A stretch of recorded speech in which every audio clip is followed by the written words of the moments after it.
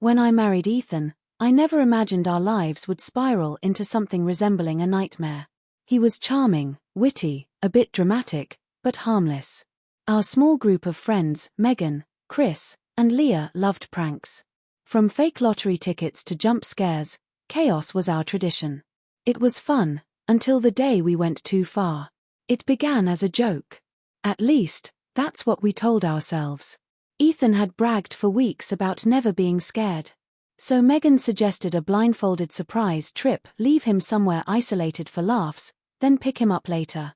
I laughed as I tied the blindfold around his eyes. He chuckled too. "You're not dropping me in bear country, right?" We drove 2 hours outside the city, down forgotten service roads near the forest preserve. The sky glowed orange, deceptively calm. We stopped near an abandoned path. My gut twisted, but the others were setting up cameras. "Get out," we told him.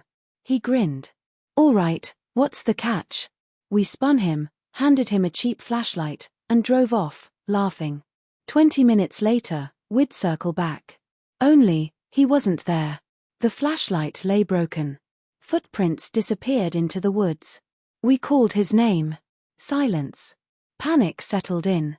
We searched until dark, then phoned the police. They promised a morning search team. I couldn't sleep, replaying our laughter, his grin, wondering if he'd been afraid, angry, or lost. 3 days later, they found him, shivering, dirty, by an old ranger cabin. He didn't speak.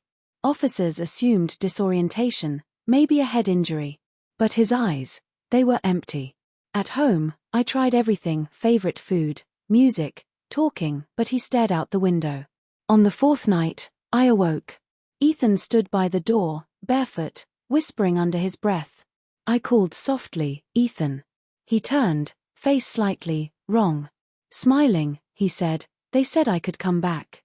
And walked past me. The next morning, muddy footprints led from the door to our bedroom. Smaller prints joined them. He hadn't come back alone. Fear replaced sleep. I told Megan, she dismissed it. Stress.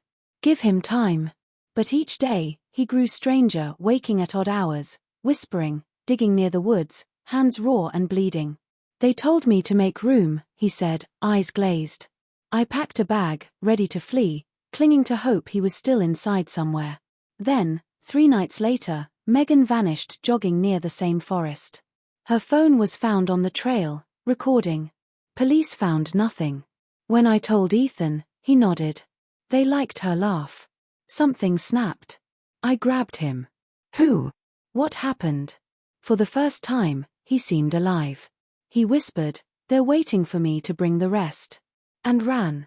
I drove to Leah and Chris, soaked, shaking, telling them everything. We locked doors, drew curtains, and tried to process it.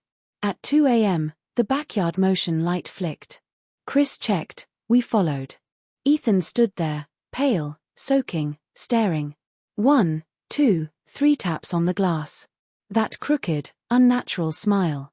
"You shouldn't have left me there," he whispered. Then vanished.